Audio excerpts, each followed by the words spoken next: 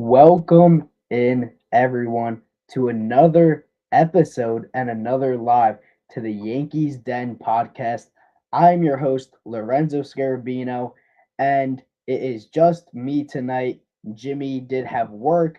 I also had work as well, but he's getting out a little later. So tonight we don't have the segment Yankee in the Den because I didn't have enough time to set that up, and I wanted to jump on this live for you guys because the Yankees lost again, and I'm really frustrated, and I really wanted to talk about this and some things that we heard from Volpe and just what we're really getting ourselves into if we lose tomorrow. But anyways, let's go on with the recap, and then we'll jump into a few of our notes that we have. Should not be long. We'll cover it quick for you guys. But Gerrit Cole goes 6 1/3 innings pitched, allowing 7 hits. He gives up 3 earned runs. Gives up 1 walk, which is not bad, and he has 6 strikeouts. Not bad outing at all. Fernando Cruz comes in, gets 2 outs. He gives up a sac fly to Aranda, but he gives up 1 hit, 1K, 0 earned runs. It wasn't his run. It was Cole's. Chavilli comes in. He has a scoreless inning. But for the offense, for both teams, we don't really score much. And the Rays haven't really scored much. They just blew up Will Warren and he's been struggling. But they haven't scored anything off of our bullpen. But getting into the scoring is in the second, the Yankees threaten with first and third with 1 out. Shu comes up, Max Schumann, and he squeezes. But Jason Dominguez, and I like Jason Dominguez, but he got an awful read. With his speed, he should have been halfway down the line and he should have been able to be safe and get a run across. I like the idea of the squeeze. I love that Schumann was in, but it does nothing because Dominguez gets a bad jump. And we don't score with a missed opportunity. Another missed opportunity by this Yankees offense to go up early. Then in the third inning, Aranda gets to Cole and gets it started with an RBI double, scoring Yandy Diaz, and the Rays take a 1-0 lead. Again, Aranda, we jump to the fifth with 1 out and 2 on. He gets another RBI double, 2-0 Rays. Cabby makes a great play to stop another run with the drawn-in infield from scoring. It's still 2-0 after the fifth. Then we have some things that happen in the next inning. Aaron Boone gets thrown out because Cabby bunts, gets on first base. He steals the base, gets caught, and they're very animated, the Yankees dugout, when they want to challenge and they think it's a bad call. And they still call him out, and Boone gets furious, and so does Brad Ausmus, and they get thrown out. And, I like that from Boone. I always said that I don't like him as a manager, but the one thing I do like about him is he sticks up for his players, and he'll always argue for his players. That's one thing that I do like that Boone does that not a lot of other managers do. But another chance, we get on first, no outs, and we squander it. I mean, that's a part of Cabby's game, but we keep having opportunities and keep getting ourselves out of him any way possible. We find out to get our way out of it. It's insane. It's only the Yankees. Then runners on in the seventh when with 1 out, 2 on. It's first and second with 1 out, and Volpe comes up to try and prove himself, and he strikes out, doesn't move anyone over, doesn't put it in play, doesn't work a good at bat. And then Grisham comes up and pops out to end the inning. We don't score with a guy in scoring position. Aranda has 3 RBIs on the night, and he did everything for the Rays. He drives in a sac fly off of Fernando Cruz in the bottom of the seventh, making it 3-0 Rays. The Yankees, it was pretty boring. The Yankees don't do a single thing, and they get shut out 3-0 by Shane McClanahan and the Rays bullpen. We have looked so abysmal. I don't know what it is. We come out, we take the first game, and then we look like this the rest of the way. I don't understand what's going on with this team. And every single year, every time, we always say the same thing. The June swoon. The Yankees can't hit. They go through this tough stretch in June, in July, during the summer. During the summer, according to Jazz Chisholm Jr., his bat heats up. In the summer, everyone's bat should heat up, especially for the New York Yankees. How are you guys going out there and getting shut out? I don't care if Judge is injured, because the reality of this, and Yankee fans have to come to this realization, and I think some may, is what are you going to do? And what's going to be your excuse when Aaron Judge isn't playing anymore?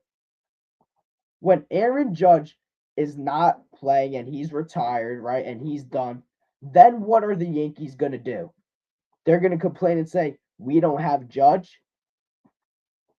We don't have Judge anymore, so it's going to be hard to get someone to fill his shoes. No, you're going to have to go out there and get the best players possible. Assemble the best player at every position, because you're not going to have Judge.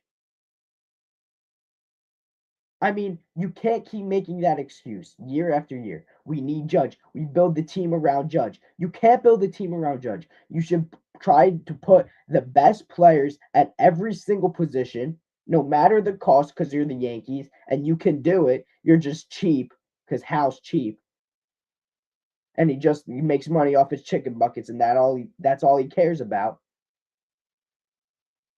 But you got to go out and get the best guys available at each position and not build around Judge and think that he's just going to carry, and guys can be mediocre around the infield and outfield around him and catcher position and the rotation and bullpen. The bullpen could be whatever. Matt Blake will just fix it. At some point, when do we turn to Matt Blake and say, well, he hasn't figured out the ball? I mean, there are issues, clear issues, that go by day, and not one decision is made to make that issue better. No, the Yankees aren't DFAing Doval or sending him down or keeping up Giovanni Cruz, who hasn't. They talk about his control, his 2 stints. Yeah, I know they were short, maybe 4 innings with the Yankees. He hasn't had control issues. You're worried about control issues. You have Fernando Cruz on the roster. He has control issues sometimes, but look at what he's done. He's been our second best reliever. I mean, the Yankees front office has zero clue what they're doing. And so does Aaron Boone, because he's a part of it. He's included with Brian Cashman and all the analytical nerds up in the office making these decisions. They're not DFAing Wells. Why was Wells into that? And we'll get into that a little bit more. But make sure, if you are watching this, that you like, comment, and subscribe for daily Yankees news. We cover every game daily, nightly. We make some videos. I put up shorts. I covered the lineup before the game. We go over what happened after the game. We talk about trade rumors, who we want to see, who we don't want to see, what we hear, what news we have, an injury report if we have one for the night. So make sure you're subscribing to stay tuned and turn on notifications to stay up to date with the latest videos and lives. Now, getting into our next topic is Gerrit Cole. Now, Gerrit Cole looked good tonight. And ever since he's come back from Tommy John, which is a major surgery and injury to come back from, he's been on, he's been off. It's every other game. He's been good or bad, good or bad. He had those first few games, 2 games, I think it was, when he first came back, and he looked like, are we getting the Houston Astros, the spider tack Gerrit Cole back? Now listen, you couldn't have thought he was going to keep that up because he's coming back from the surgery. Command has been an issue, but it's been there at times, at starts. Some starts it hasn't been. So he's just kind of finding his way right now. Just got to make sure he's good come September. But he did look good tonight. He only sacrificed 3 earned runs. His velo was good, 96, 97. He was sitting. His stuff was sharp. He didn't have control issues. He only gave up 1 walk. And he went 6 1/3 inning. When Gerrit Cole gives you that kind of start, you need to capitalize on it. Especially after losing last night, making Ian Seymour look like the lefty version of Greg Maddux. I mean, you're striking out 17 times back-to-back days, and then you come into the night and you don't even score a run. Absolutely abysmal. Is this team even trying? Where's Judge? Where are the veterans? Where's the manager? Is nobody having a talk with this team? Stepping in, having a meeting? Nobody's doing anything? Because something needs to be done. I'm getting frustrated watching this team lose because I love this team too much and I want them to go to the playoffs. I want to see a World Series. And there's obvious moves that us fans can see. And how is the management not addressing it? And it needs to be said and talked about. Because too much is being let is being they're letting too many things slide. Anthony Volpe with his runway, Wells with his runway. Never have I seen 2 abysmal players with that much runway still on the same team. It doesn't happen. You know what happens? They get DFA'd and someone else picks them up and tries them out. Nope, not with the Yankees. They have to be right about their prospects. I mean, look at this. Austin Wells in the minor league system. But they didn't want to bring him up to the major league clubhouse. You want to know why? Because his defense wasn't ready. His offense was, it was major league ready, but his defense wasn't. He comes to the majors and his defense is good and his offense sucks. How does that happen? How did whoever scouted him and came up with those results should be fired? Because what did they see? His offense was better than his defense. You don't just magically come to the major league level where everyone's better, miles better, and your offense and defense just swap. How does that happen? I mean, it's just ridiculous to me. But Gerrit Cole now has a 4.04 ERA on the season. And like I said when I was doing the recap, the Rays haven't scored off of your relievers. They scored off of your starters and not major. They scored 1 run against Schlittler, 3 runs against Cole, 6 runs because Will Warren's been struggling and he should be traded.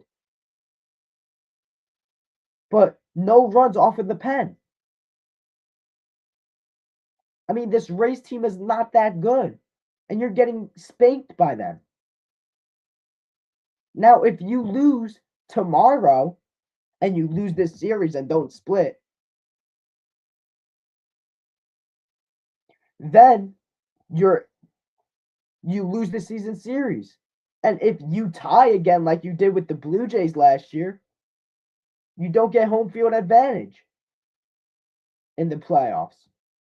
And you don't get the bye to the wild card or to the ALDS. You have to play in a wild card 3-game set.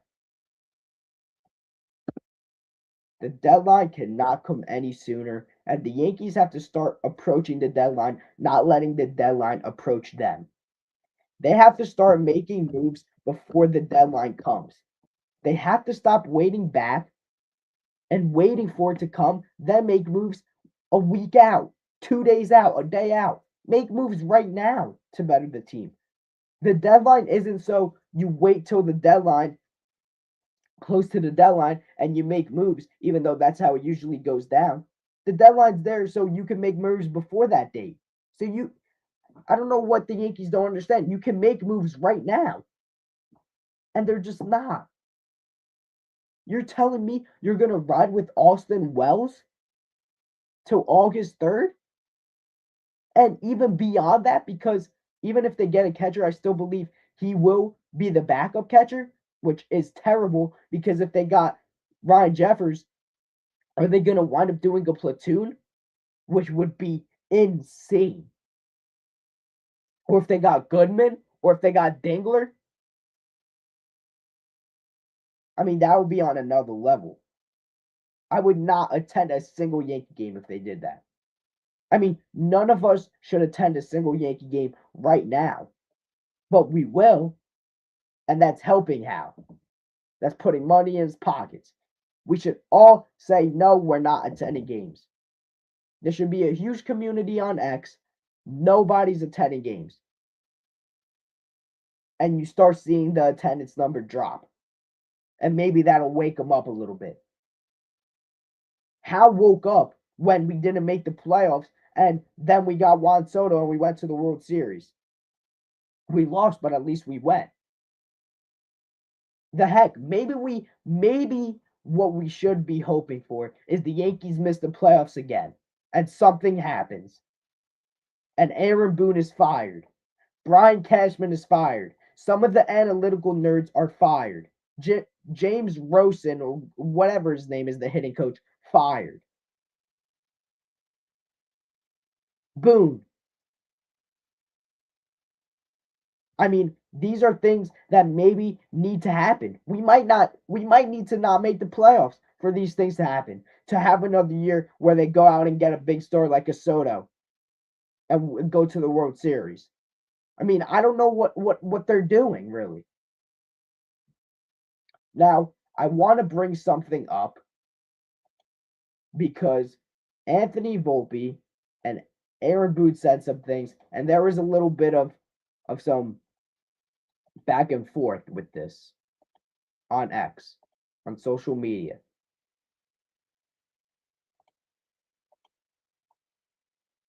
Hopefully you guys can see that. Let me put that there a little bit. It says, Joe Sherman reports, and I quote, I don't think Volpe wanted to play other positions when giving that choice. Michael Kay on his show, on the ESPN radio, he says, and I quote, the Yankees said maybe you should play some second. Volpe told the Yankees, no, I'm a shortstop. In what world is Anthony Volpe think he's a shortstop? Now that is next level arrogance and selfishness from Anthony Volpe. That's your former number one top prospect, and he can't even move a position. You have Caballero, who's better than you, and he's moving all over so you can play. And what does Aaron Boone say? Well, he backs him up like an idiot. Well, he's been our shortstop, and there really hasn't been much competition since he's been there. What does that even mean? What does that even mean? There should always be competition at a spot, no matter if Aaron Judge is there to light a fire. And I'm just exaggerating to make a point. There should always be someone to try and light a fire under your butt. Especially a premier position and shortstop for the New York Yankees. How are you going to sit there as the manager of the Yankees and tell me he's a shortstop? Or how are you, Anthony Volpe, when you've stunk? You haven't won a Gold Glove since your rookie year, and you have been so inconsistent, made some of the most errors a shortstop has made since you've played. You've batted as bad as anybody's played and gotten this runway with a team. And you're going to tell me, no, I'm a shortstop. You're going to tell the coaches I'm a shortstop? I mean, how arrogant are you? And trust me, Volpe, if you're watching this, you're not as good as you think you are. You're not. And I'm not going to act like I'm sitting all here and I'm better than Volpe. He's a major league player, yes. No doubt. He's good. He's good enough to play he's good enough to make the major leagues. So he's way better than me. But they're major leaguers, so at some point you got to start looking. You realize, you analyze. He's not as good as he thinks he is. And he's so cocky and he thinks he's so good, but he's really not. And I think Boone and Cashman believe that. Cashman has to put the ego aside and dump Anthony Volpe. He's not worth the millions we're paying him in arbitration the next few years. He is not.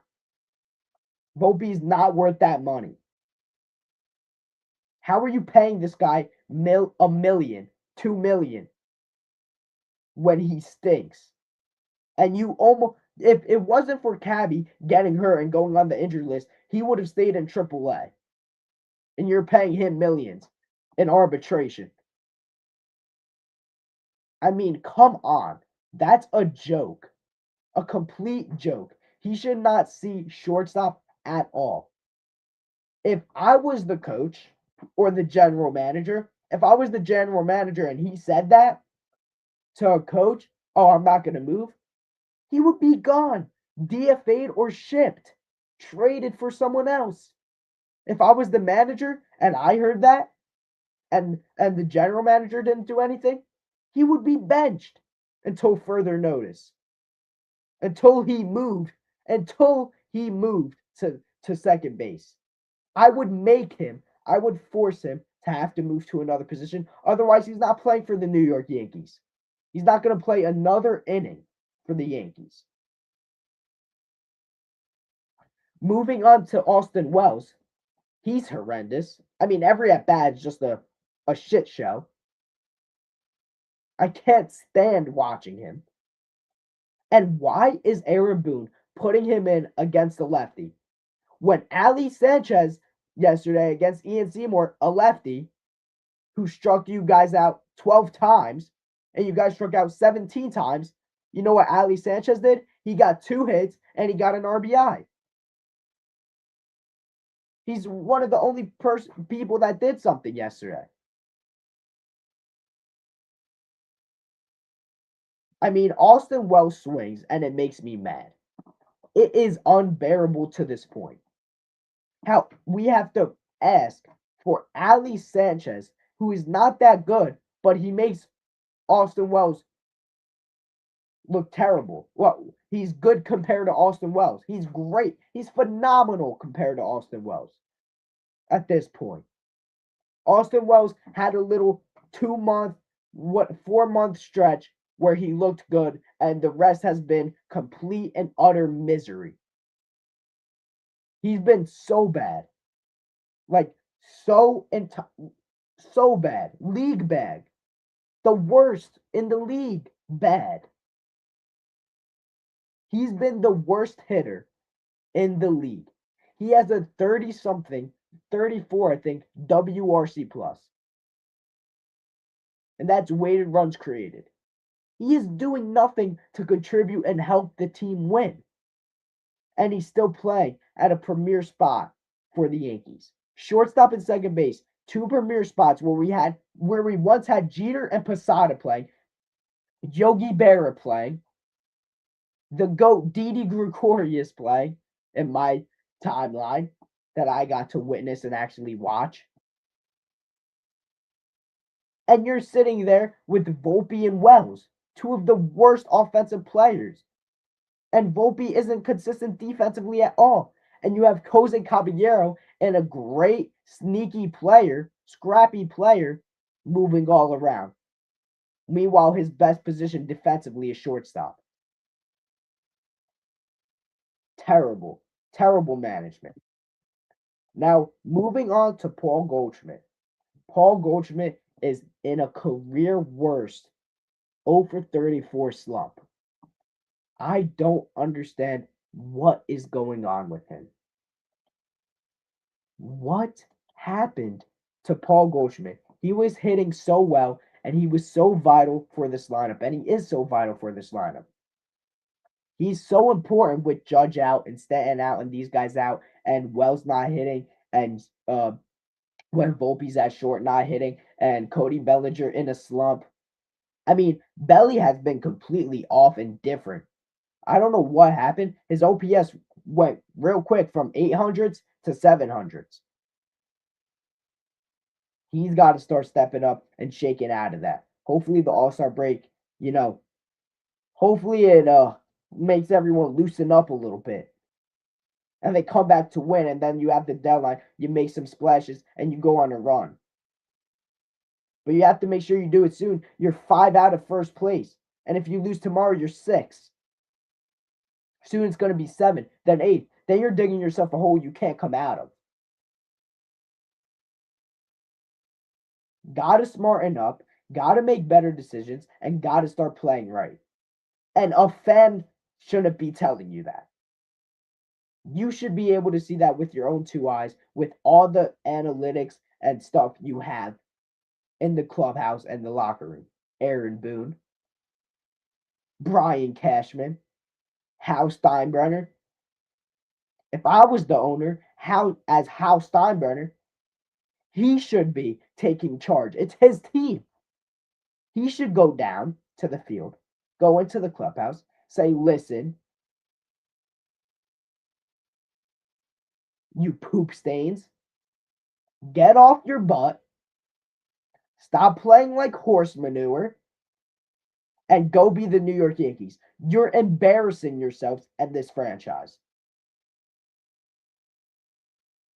Volpe, you're not playing shortstop anymore. You're going down to AAA. I would make the decision. Caballero, you're the starting shortstop.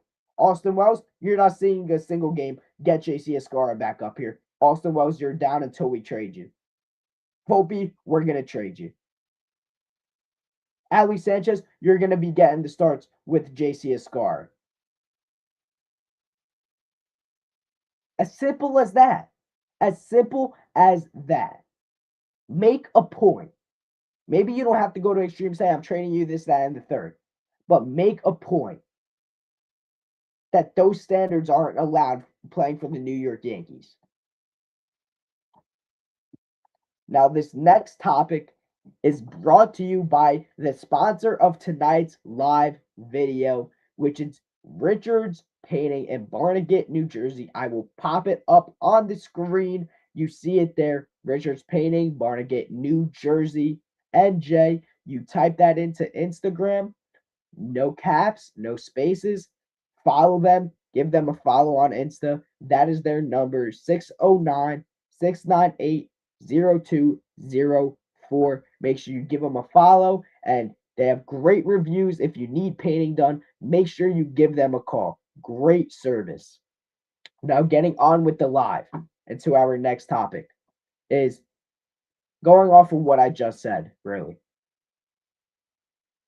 The Yankees could be 6 games back tomorrow, and we don't even know who's starting for us yet. Who is starting? It's TBD. And we're facing Drew Rasmussen, however you say his last name. I always get confused with that. Who always dominates us. I mean, they keep putting themselves in terrible position after terrible position. Game 3, the rubber game of a matchup, you're facing Chase Burns. The rubber game of a matchup, twice you're facing Terry Skubal. The rubber game of a matchup, you're facing Joe Ryan. The rubber game of a matchup, you're facing Drew Rasmussen.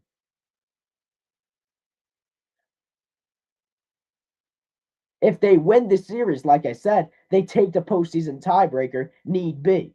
Should there be a tie, they take it, like the Blue Jays did last year and got home field advantage. That's why not every single game matters. Tomorrow is a huge game, and it's in July. It's July 9th. And today, really, because it's 12 o'clock or 12:30 in the morning, is a huge, big deal breaker game for the New York Yankees.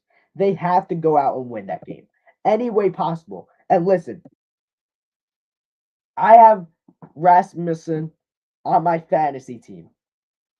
Shout out to ESPN Fantasy Team or Fantasy League. Sponsor me. But I have him on my fantasy team And yes, I hope he does good for the sake of my matchup, but I hope the Yankees do even better. Because that's all I care about right now. I care about the Yankees and them winning and doing good. And that's what I want to see. I want to see them come out, put up a few runs, even if it's a couple until you get to the pen. And you hold them. Whoever's starting, grind out and hold them. Have a magical start for us. Whether it's Blackburn, Yarbrough, they bring up Elmer, whoever it is, please know Brandon Beck. They got to try and get it done. Now, for me, this is to put it to perspective what the Yankees could do to ultimately get over that hump and be a World Series team. This year, they could do it. This is what I would do, and I wanted to map this out and lay it out for you guys. And if you need to write it down just to see it visually, you can. If I was the Yankees GM today or come deadline, this is what I would do. These are the trades or the acquisitions I would make. I would send out Anthony Volpe, and all of these guys I'm going to say ship out are either DFA or traded. Is Anthony Volpe, Austin Wells, Will Warren, and Jazz Chisholm. Obviously, you're going to include prospects, but those are the major league rostered guys I would send out. Now, first is I would address the catcher situation. I would trade for Ryan Jeffers. You have a ton of catchers. You have Jeffers, you have Goodman, you have Rutschman or Dingler. I do think it's going to be Jeffers, but you have those options. I would trade for Arise. I would trade for Brooks Lee. I would get 2 to 3 relievers. I would get the Daniel Lynch lefty in Kansas City. Kyle Finnegan, I've liked from Detroit. I have to do some more research on a couple more names and maybe one more. But definitely 2. And possibly Casey Schmidt with the Giants. If you could get him or Arise, one or the other. And then maybe get Skubal, Joe Ryan, Michael Wacha, or Sandy Alcantara. I would personally like Skubal or Joe Ryan, and I think they're more in play. I think Wacha is also more in play because I don't think he would cost a ton, and he's pretty consistent and reliable every start, and he gives you late or innings. He eats up innings. Now this would be my lineup. Luis Arraez would lead off, playing second base. Aaron Judge would be batting second, playing right. Ben Rice is batting third, playing first. Giancarlo Stanton is batting fourth, DHing. Bellinger is batting fifth in left field. Grisham is batting sixth in center field. Jeffers is your seventh hitter, doing the catching. Your eighth hitter is Brooks Lee, who's scrappy, and then your 9 hitter is Jose Caballero, who's scrappy. And now what you just did is you have Arise, who's scrappy and contact bat. Brooks Lee, scrappy, contact bat. Cabby, scrappy, contact bat. Jeffers or Bellinger has gone in a rut, but he's a slap hitter, he's a contact bat. Then you got Rice, who really is a contact bat too. He usually always hits. You have those guys around Judge, Jeffers, who's been hitting good, or Goodman, or Rutschman, or Dingler. The catcher doesn't matter. You get one of those guys, you're instantly better. You get Stanton. Grisham's been hitting. Now, if you enter a rotation with Schlittler, Fried, Skubal, or Joe Ryan, Cole, Rodon, then your bullpen would be Weathers, Clark Schmidt, Brent Hedrick, or Hill. I would choose one of them. Kyle Finnegan, Daniel Lynch, Giovanni Cruz, Fernando Cruz, and Bednar. I wouldn't put LeGrand because he's shut down for 6 weeks, so I don't know his timeline yet. But that would be my bullpen. And then your bench is Goldie, Dominguez, Schumann, and Ascara or Ali Sanchez. Now that is a complete roster, and that is so doable at the deadline. You can make your team so well-rounded. just to put into perspective what they can do. And I hope they do. But getting into our probables for tomorrow, and the last set of notes is I don't know versus Drew Rasmussen. I we really don't know who's pitching. It's a 1:10 p.m. game, and it will be broadcasted on Yes. Let's hope they win. One last thing I do want to pop up to put into perspective before I sign off for the night is if you think it's going to get any easier after the All-Star break and it's going to be a nice little vacation, a nice break for the Yankees and their players, well, look at this. The New York Yankees, after the All-Star break, right? And thanks to everything Yankees on X, right? They have to face the Dodgers right after. And they will see Ohtani, who's been insane, Yamamoto, who's been insane, Paul Skeens, who's still elite, and Ashcraft, who's been good for the Pirates. In the first homestand. And it says because the deadline will allow teams to line up their starters. Okay, yeah. So it could get, like the tweet says, it could get way uglier really quick. We need guys to come back. We need trades to start happening, and we need to stay afloat. We could very well be 12 games out of first place after those series and have no shot of winning first place. Just have to hope we sneak into a wild card and then go on a little run. Make moves at the deadline, and then look like the best team and be unstoppable. But that is all I have tonight on the Yankees Den Live. I'm your host, Lorenzo Scarabino. Make sure you like, subscribe, and comment to help out the videos. I appreciate it greatly. Thank you all for tuning in and listening. That's all I got. And as always, let's go Yankees.